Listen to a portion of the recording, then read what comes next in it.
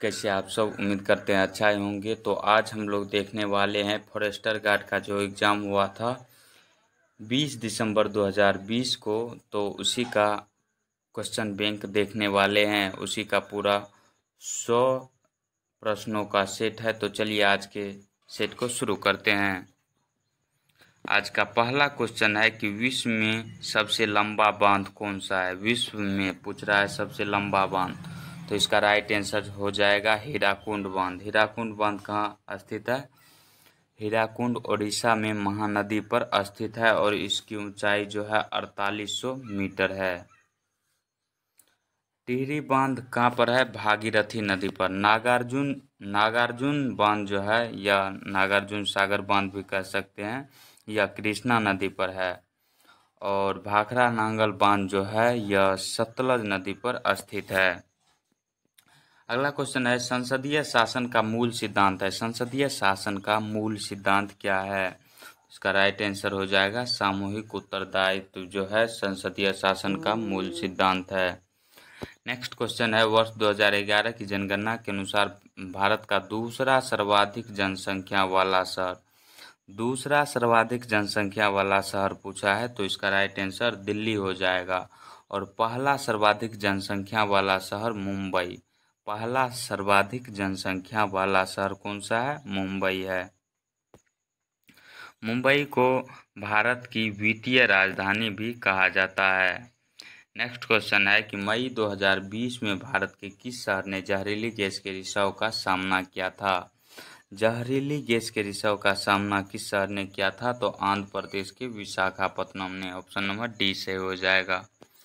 भारतीय संविधान में वर्णित संपत्ति का अधिकार। संपत्ति का अधिकार पहले मौलिक अधिकार था और वर्तमान में कानूनी अधिकार है। कौन सा अधिकार है? कानूनी अधिकार है। अगला क्वेश्चन है कि वर्ष 2020 में रोजर पेनरोज ने डैश के क्षेत्र में उनके योगदान के लिए नोबेल पुरस्कार जीता है। तो यह किस क्षेत्र में? भौतिक विज्ञान के क्षेत्र में जीता है। ऑप्शन नंबर डी से हो जाएगा। अगला क्वेश्चन है कि अटल पेंशन योजना डैश की भलाई के लिए केंद्रीय सरकार के द्वारा प्रारंभ की गई। तो इसका राइट आंसर हो जाएगा असंगठित क्षेत्र में कामगारों की भलाई के लिए केंद्र सरकार द्वारा अटल पेंशन योजना की शुरुआत की गई। नेक्स्ट क्वेश्चन है कि निम्नलिखित में से किसने 1857 की क्रांति को राष्ट्रीय क्रांति नेशनल रिवोल्ट घोषित किया? 1857 की क्रांति को राष्ट्रीय क्रांति किसने घोषित किया था? तो यह किया था बेंजामिन डिज़रायली ने किया था। और 1857 की क्रांति एक सिपाही विद्रोह था और इसके समय ब्रिटेन के 1857 की क्रांति के समय ब्रिटेन के प्रधानमंत्री लॉर्ड पामस्टन था। 1857 की क्रांति का प्रतीक था कमल एवं चपाती था। और 1857 की क्रांति 10 मई 1857 ईस्वी को मेरठ से शुरुआत हुई थी। नेक्स्ट क्वेश्चन है निम्न में से किसका उद्देश्य बाल श्रम मुक्त समाज है? निम्न में से किसका उद्देश्य बाल श्रम मुक्त समाज है? तो पेंसिल यह क्या है? एक पोर्टल है और इसका उद्देश्य बाल श्रम मुक्त समाज है। नेक्स्ट क्वेश्चन है कि जोगिंदर सिंह युद्ध स्मारक का उद्घाटन भारत के किस राज्य में अक्टूबर 2020 के दरमियान किया गया? जोगिंदर सिंह युद्ध स्मारक का उद्घाटन भारत के किस राज्य में अक्टूबर 2020 के दरमियान किया गया? यह किया गया था अरुणाचल प्रदेश में। ऑप्शन नंबर सी से हो जाएगा। कैलिफोर्निया उत्तरी अमेरिका के डैश तट की ओर स्थित है। कैलिफोर्निया जो है उत्तरी अमेरिका में पश्चिमी तट की ओर अवस्थित है और उत्तरी अमेरिका को नई दुनिया के नाम से जाना जाता है।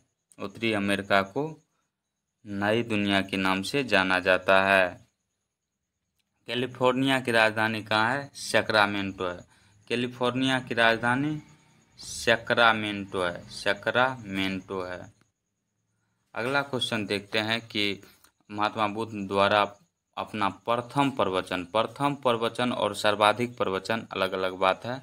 तो क्वेश्चन में पूछा गया है महात्मा बुद्ध द्वारा अपना प्रथम प्रवचन, जिसे धर्म चक्र परिवर्तन कहा जाता है, कहाँ दिया था? पहला यानी प्रथम दिया था सारनाथ में, और सबसे अधिक दिया था श्रावस्ती में। कहाँ दिया था? श्रावस्ती में।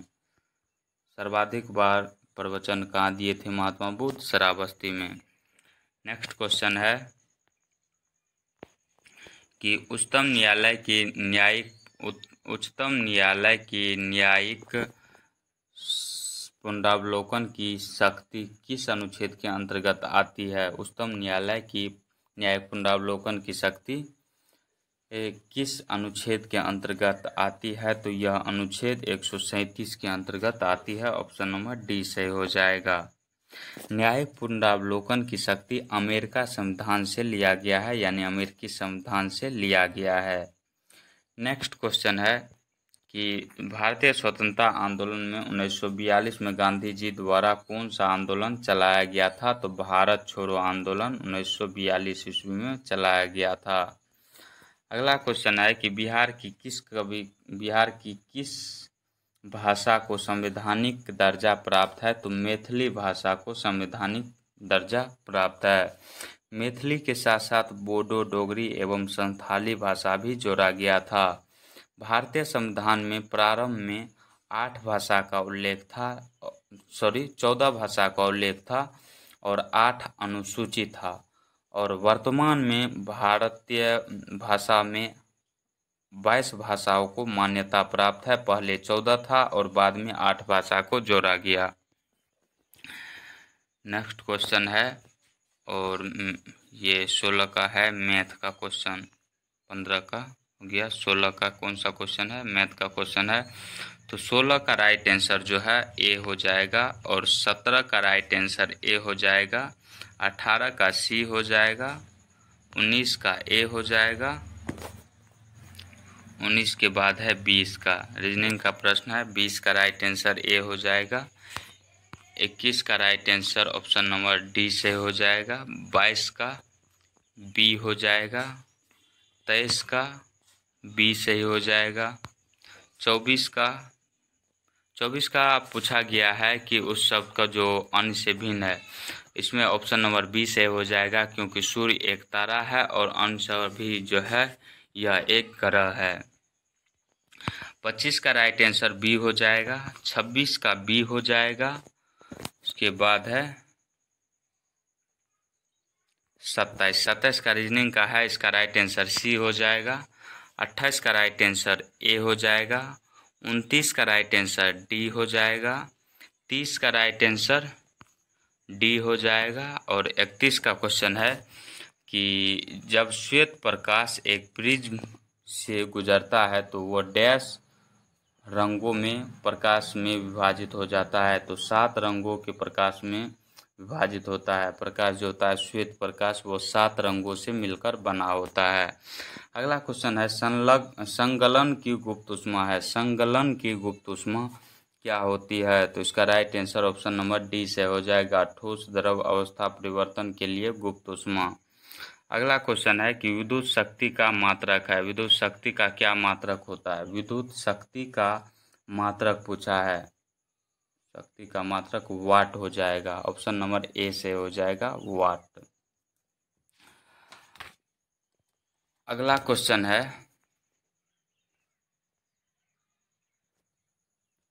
कि एक कण को बिंदु M के गुरुत्वाकर्षण क्षेत्र एक कण को एक बिंदु द्रव्यमान M के गुरुत्वाकर्षण क्षेत्र में बिंदु A से B तक 3 अलग अलग पथ 1, 2 व 3 से ले जाने में किया गया कार्य क्रमशः W1, W2 और W3 है। तो W1, W2 और W3 में संबंध क्या होगा?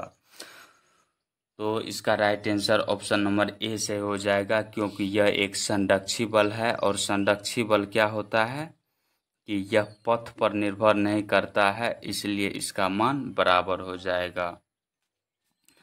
अगला क्वेश्चन है कि निम्नलिखित में से कौन सी विकिरण की तरंगदैर्घ्य न्यूनतम है? पूछा है कि निम्नलिखित में से कौन सी विकिरण की तरंगदैर्घ्य न्यूनतम है? तो न्यूनतम तरंगदैर्घ्य किस विकिरण का होता है? गामा किरण का, गामा किरण का। अगला क्वेश्चन है बांध में संग्रहित जल युक्त है। बांध में संग्रहित जल जो होता है वो अस्थितिज ऊर्जा होता है, यानी स्थिति के कारण जो ऊर्जा उत्पन्न होती है या स्थिति के अनुसार जो ऊर्जा संचित रहती है उसे ही स्थितिज ऊर्जा कहते हैं। इसे इंग्लिश में पोटेंशियल एनर्जी कहा जाता है और P बराबर क्या होता है, mgh होता है। अगला क्वेश्चन है कि डॉपलर के प्रभाव के अनुसार जब स्रोत प्रेक्षक की ओर चलता है तो वह क्या होता है, वह स्रोत से ज़्यादा आवृत्ति मापता है। ऑप्शन नंबर बी से हो जाएगा, स्रोत से ज़्यादा आवृत्ति मापता है। अगला क्वेश्चन है कि प्रकाश की विवर्तन परिघटना दर्शाते, प्रकाश की विवर्तन परिघटना क्या दर्शाती है, तो यह प्रकाश की अनुप्रस्थ प्रकृति दर्शाती है। ऑप्शन नंबर डी से हो जाएगा। चुंबकीय क्षेत्र का एसआई मात्रक है, चुंबकीय क्षेत्र का एसआई मात्रक पूछा है तो इसका मात्रक हो जाएगा टेस्ला, और चुंबकीय क्षेत्र का सीजीएस मात्रक पूछता तो वह गॉस हो जाएगा। चुंबकीय क्षेत्र का सीजीएस मात्रक गॉस होता है और चुंबकीय क्षेत्र का एसआई मात्रक टेस्ला होता है। और एक होता है चुंबकीय फ्लक्स, चुंबकीय फ्लक्स का एसआई मात्रक वेबर होता है और चुंबकीय फ्लक्स का सीजीएस मात्रक मैक्सवेल होता है। अगला क्वेश्चन देखते हैं कि कौन सा भोलक गर्म करने पर मृदु नहीं होता, कौन सा भोलक गर्म करने पर मृदु नहीं होता है, तो इसका राइट आंसर हो जाएगा बेकेलाइट। बेकेलाइट जो होता है यह गर्म करने पर मृदु नहीं होता है। C3CONH2 उदाहरण है एक एमाइड का, किसका उदाहरण है, यह एमाइड का उदाहरण है। अगला क्वेश्चन है कि उस समीकरण को छांटिए जो बॉयल के नियम और चार्ल्स के नियम के बीच संबंध को स्पष्ट प्रदर्शित करता है, तो इसका right answer option number C से हो जाएगा। अगर सबसे पहले तो आपको चार्ल्स का नियम और बॉयल का नियम पता होना चाहिए, उसके अनुसार इस पे बैठा दीजिए, आपको बन जाएगा, या यहाँ से कैलकुलेट कीजिएगा तो भी बन जाएगा आपको। अगला क्वेश्चन है कि उस यौगिक का चयन करें जिसमें अचक्रीय हाइड्रोजन हो, उस यौगिक का चयन करें जिसमें अचक्रीय हाइड्रोजन हो, तो इसका राइट आंसर जो है बी से हो जाएगा, मीथेन। क्या राइट आंसर हो जाएगा, मीथेन। सूखी बर्फ है, सूखा बर्फ क्या होता है, तो यह ठोस कार्बन डाइऑक्साइड होता है। ऑप्शन नंबर ए से हो जाएगा। अगला क्वेश्चन है कि H3O9 सल्फर ट्राइऑक्साइड त्रिक अणु में S सिंगल बॉन्ड S बंध की है, S बंध की संख्या कितनी होगी, तो इसका राइट आंसर हो जाएगा सी, 0 होगा। अगला क्वेश्चन है कि दृश्य प्रकाश की आवृत्ति कितनी होती है, तो यह 400 से 700 के बीच होती है, 400 से 700 के बीच होती है। ऑप्शन नंबर ए से हो जाएगा। अगला क्वेश्चन है कि जब कोई प्रकाश किरण सघन माध्यम से विरल माध्यम में प्रवेश करती है तो वह क्या होती है, सघन माध्यम से अगर विरल माध्यम में प्रवेश करती है तो वह अविलंब से दूर मुड़ जाती है। ऑप्शन नंबर ए से हो जाएगा। अगला क्वेश्चन है कि एथिलीन से एथिल क्लोराइड का निर्माण किसका उदाहरण है, एथिलीन से एथिल क्लोराइड का निर्माण किसका उदाहरण है, तो यह योगात्मक अभिक्रिया का उदाहरण है। ऑप्शन नंबर ए से हो जाएगा। अगला क्वेश्चन है कि CaCO3 उपरोक्त अभिक्रिया को साम्यावस्था पर बंद पात्र में करवाने पर CaCO3 को डालने पर CO2 की साम्य सांद्रता पर क्या परिवर्तन आएगा, तो इसमें क्या परिवर्तन आएगा, ऑप्शन देखते हैं।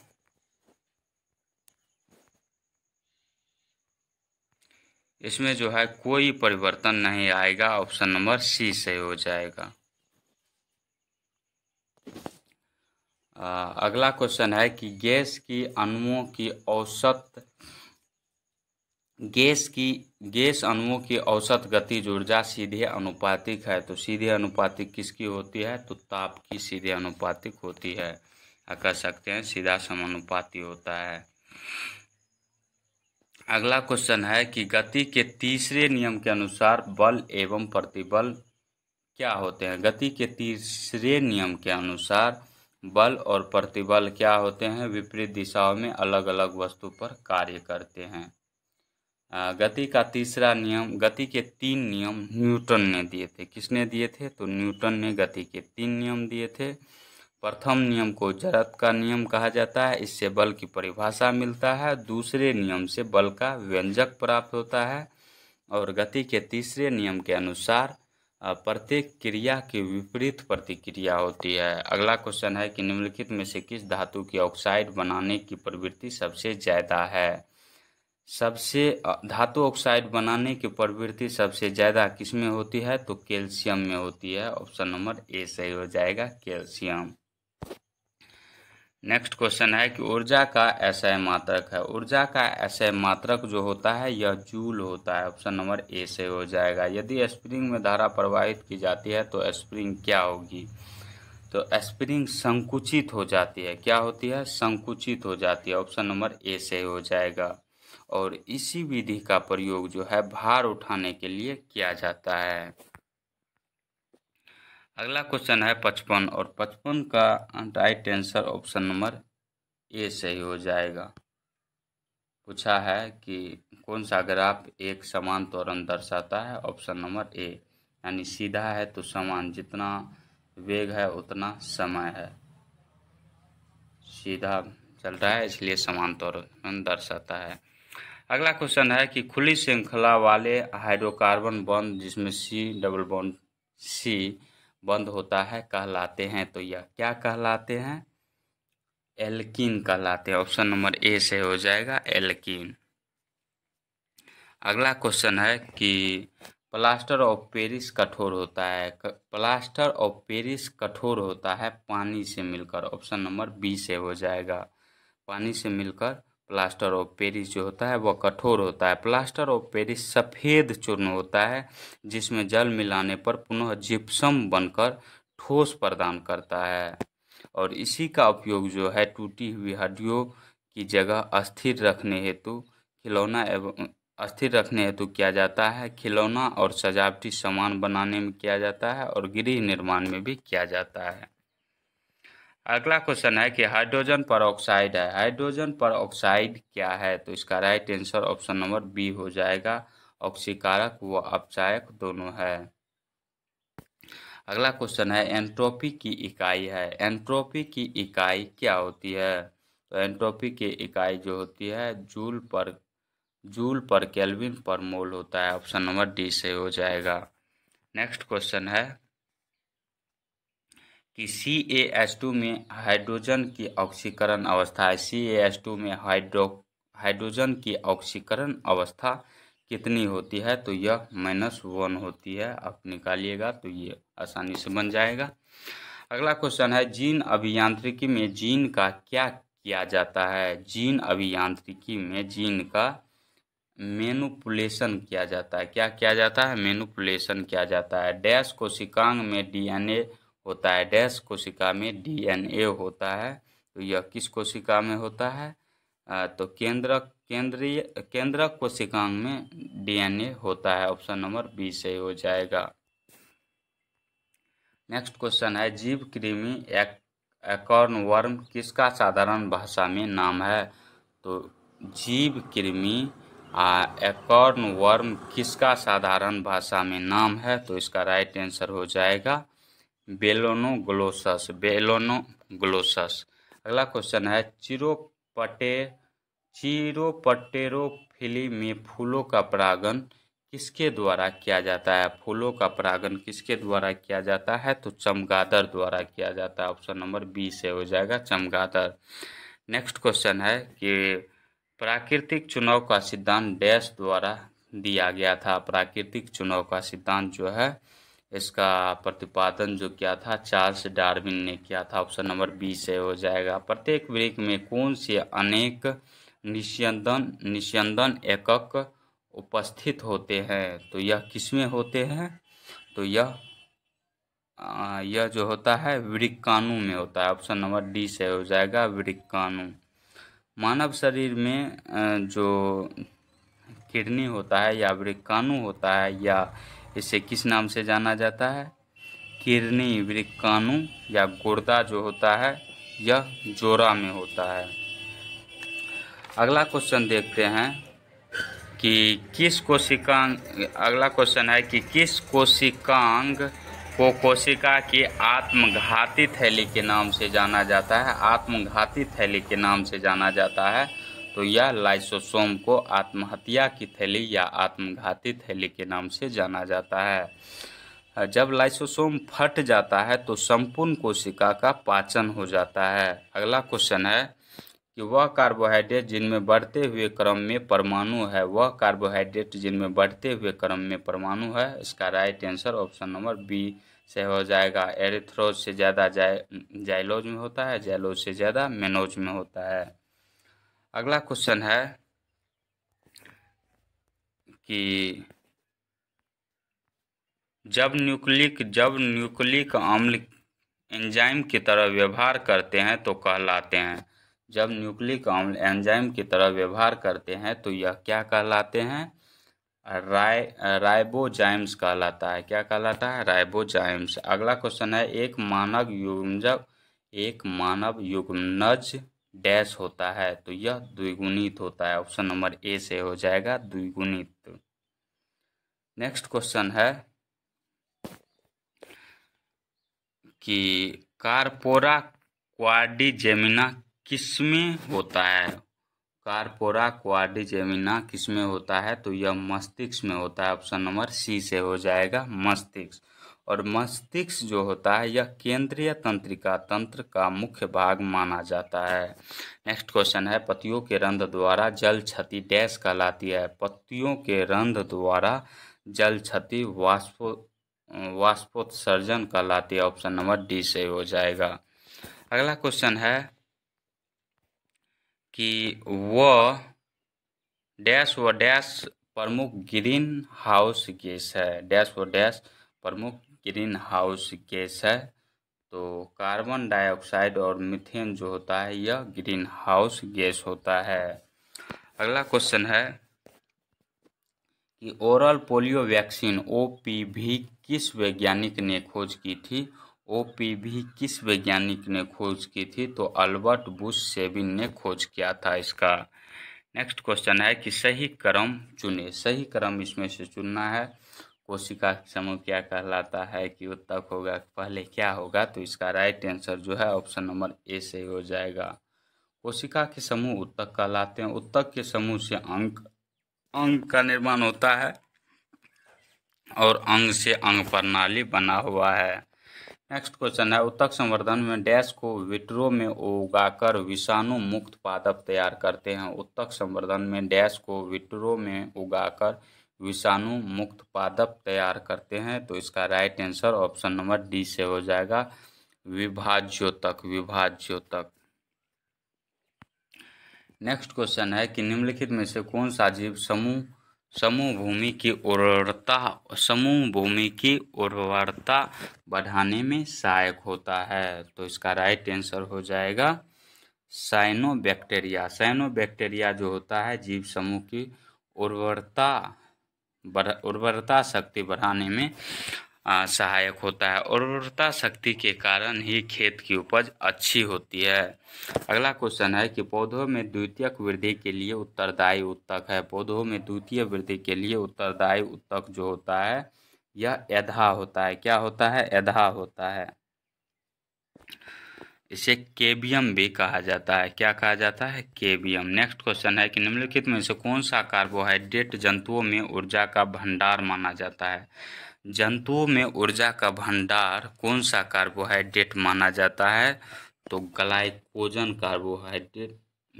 कार्बोहाइड्रेट माना जाता है। ऑप्शन नंबर सी से हो जाएगा। ग्रेगर जॉन मेंडल ने किस पर कार्य कर अनुवंशिकी के नियम दिए थे?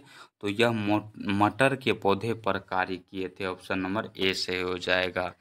नेक्स्ट क्वेश्चन है कि identify the correct option for the description given. List of items of the business to be transact at a meeting. तो इसका राइट आंसर हो जाएगा एजेंडा। ऑप्शन नंबर ए से हो जाएगा एजेंडा। एजेंडा का अर्थ होता है कार्यसूची या कार्यक्रम। अगला क्वेश्चन है कि the taxi dash on the way to the airport and I thought I nearly miss my flight. तो इसका right answer option number A से हो जाएगा द टैक्सी ब्रोक डाउन। और ब्रोक डाउन का अर्थ होता है चलते चलते बंद हो जाना। नेक्स्ट क्वेश्चन है कि insert A determiner in the following sentence from the option that follow. Dash care would have prevented the accident। तो इसका राइट आंसर जो है ऑप्शन नंबर बी से हो जाएगा a little care would have prevented the accident. तो इसका Hindi meaning जो होता है यानी थोड़ी सी, ए लिटिल यानी थोड़ी सी सावधानी से हादसा टल सकता है। नेक्स्ट क्वेश्चन है कि substitute the underlined part of the following sentence with the correct word from the option below। तो he is unable to read and write। he is unable to read and write। तो इसका right answer हो जाएगा illiterate. Unable to read and write का अर्थ होता है अनपढ़ और इलिटरेट का अर्थ भी होता है अनपढ़। ऑप्शन नंबर डी से हो जाएगा इलिटरेट। अगला क्वेश्चन है choose the correct synonym of the following word from the option given below. Praise का अर्थ होता है, क्या होता है प्रेज का अर्थ प्रशंसा या स्तुति करना। तो इसका राइट आंसर जो है ऑप्शन नंबर सी से हो जाएगा एडमायर। सिनोनिम पूछा है तो एडमायर हो जाएगा। नेक्स्ट क्वेश्चन है कि from a new word from the following word by using the correct suffix from the suffix given below. Use में क्या लगाया जाएगा तो मीनिंगफुल हो जाएगा। नहीं सफिक्स जोड़ना है, शब्द से पहले ही आएगा तो यूजफुल हो जाएगा। यूजफुल यह क्या है मीनिंगफुल है। ऑप्शन नंबर डी से हो जाएगा। नेक्स्ट क्वेश्चन है कि read the following passage and answer the question that follow. तो आपको जो है यह पैसेज जो है अच्छा से स्क्रीनशॉट लेके आप पढ़ सकते हैं या वीडियो को पॉज करके पढ़ सकते हैं। तो चलिए हम डायरेक्ट आंसर बताते हैं आपको कि why does author consider the search for an imaginary elixir of life in when. तो इसका राइट आंसर जो है सी सही हो जाएगा। Because the elixir of life lies near और our hand and is very common. Option number C से हो जाएगा। नेक्स्ट क्वेश्चन है कि what does the word speak mean in passage. यह आपको पैसेज से ही मिल जाएगा। तो इसका राइट आंसर जो है ऑप्शन नंबर ए से हो जाएगा ए वेरी स्मॉल स्पॉट। अगला क्वेश्चन है what according to the author is the divine अमित्रा। तो इसका राइट आंसर क्या हो जाएगा ऑप्शन नंबर डी से हो जाएगा वाटर। नेक्स्ट क्वेश्चन है कि what does billowing mean in the above passage, यानी एबव पैसेज से बाहर इसका मीनिंग क्या होता है। तो इसका राइट आंसर जो है ऑप्शन नंबर बी से हो जाएगा सर्गिंग। अगला क्वेश्चन है कि निम्नलिखित वाक्यों में से शुद्ध वाक्य कौन सा है। निम्नलिखित वाक्यों में से शुद्ध वाक्य कौन सा है। तो इसका शुद्ध वाक्य है वह सायंकाल घूमने जाता है, यानी वह शाम के समय घूमने जाता है। ऑप्शन नंबर डी सही हो जाएगा। अगला क्वेश्चन है आप इन तीनों को पढ़िएगा तो अपने आप लगेगा कि ये तीनों गलत है और ये सही है।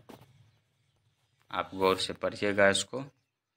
नेक्स्ट क्वेश्चन है कि निम्नलिखित में से भद्र शब्द का तद्भव रूप क्या है। भद्र शब्द का तद्भव रूप क्या होता है भला होता है। ऑप्शन नंबर ए से हो जाएगा भला। अगला क्वेश्चन है कि निम्नलिखित में से चीर का विलोम शब्द होता है। चीर का विलोम शब्द क्या होता है? तो नवीन होता है। चीर का अर्थ होता है पुराना, नवीन का अर्थ होता है नया। अगला क्वेश्चन है कि निम्नलिखित में से निश्चित परिमाणवाचक विशेषण का उदाहरण है। निश्चित परिमाणवाचक विशेषण का उदाहरण पूछ रहा है, तो इसका right answer option number D से हो जाएगा 2 किलो घी। यह तो फिक्स है।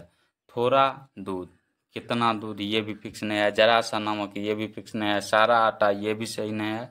और 2 किलो घी, तो 2 किलो तो होगा ही। इसका वजन फिक्स है, परिमाण फिक्स है, तो ऑप्शन नंबर डी से हो जाएगा। अगला क्वेश्चन है कि सोना, धतूरा, गेहूं, पलाश अनेकार्थक शब्द के लिए निम्नलिखित में से एक शब्द क्या होगा? तो इसका राइट आंसर जो है ऑप्शन नंबर सी से हो जाएगा, कनक होगा। कनक का अर्थ भी होता है सोना, इसका अर्थ धतूरा भी होता है। और एक बढ़िया सी जो है लाइन है, कनक कनेक्ट सौ गुने मादकता आदि का, उसमें एक कनक का अर्थ होता है सोना और एक कनक का अर्थ होता है धतूरा। अगला क्वेश्चन है कि निम्नलिखित में से कौन सा शब्द समूह पंडित का पर्यायवाची है? पंडित का पर्यायवाची शब्द पूछ रहा है, तो इसका राइट आंसर जो हो जाएगा कोविद, मनीषी, प्राज्ञ, विचक्षण। विचक्षण ऑप्शन नंबर सी से हो जाएगा। ये पर्यायवाची शब्द है। और 97 से 100 तक आपको जो है स्क्रीनशॉट ले लीजिए या वीडियो को पॉज करके पढ़ सकते हैं आप। क्वेश्चन है कि जीवन के मूल्यों के बारे में क्या सच नहीं है? जीवन के मूल्यों के बारे में क्या सच नहीं है? इनमें से जो है 4 में 3 जो है यह आपको इसी से मिल जाएगा हूबहू, और एक में थोड़ा आपका दिमाग की ज़रूरत होती है कि आगे की सोच रखना होता है क्या होगा। तो जीवन के मूल्यों के बारे में क्या सच नहीं है पूछा है। थोड़ा मैं इसको जूम कर लेता हूँ। क्वेश्चन है कि जीवन के मूल्यों के बारे में क्या सच नहीं है? क्या सच नहीं है? तो जीवन के मूल्यों के बारे में यह सच नहीं है कि यह समाज का अधिकार है। ऑप्शन नंबर बी से हो जाएगा। नेक्स्ट क्वेश्चन है कि समाज में अमानवीय प्रवृत्तियों का बोलबाला कब हो जाता है? समाज में अमानवीय प्रवृत्तियों का बोलबाला कब हो जाता है? तो जब हम अधिकार और कर्तव्य दोनों का अवहेलना करते हैं तो अमानवीय प्रवृत्तियों का बोलबाला हो जाता है। अगला क्वेश्चन है कि आस्था, अनास्था शब्द का विलोमार्थी शब्द, अनास्था शब्द का विलोमार्थी शब्द पूछा है, तो इसका राइट आंसर हो जाएगा आस्था। इसका विलोम शब्द होता है अनास्था। नेक्स्ट क्वेश्चन है और आज का लास्ट क्वेश्चन है, मनुष्य का अस्तित्व कब खतरे में पड़ सकता है? तो मनुष्य का अस्तित्व जो होता है कब खतरे में पड़ सकता है? जीवन मूल्यों की अवहेलना होने पर मनुष्य का जीवन खतरे में पड़ सकता है। ऑप्शन नंबर ए से हो जाएगा। और आज का वीडियो कैसा लगा कमेंट सेक्शन में ज़रूर बताएं। मिलते हैं नेक्स्ट वीडियो में। अगर ये वीडियो आपको पसंद आया हो तो लाइक, शेयर एंड सब्सक्राइब जरूर करें। और किसी भी तरह की सहायता के लिए आप इस नंबर पर संपर्क कर सकते हैं व्हाट्सएप से।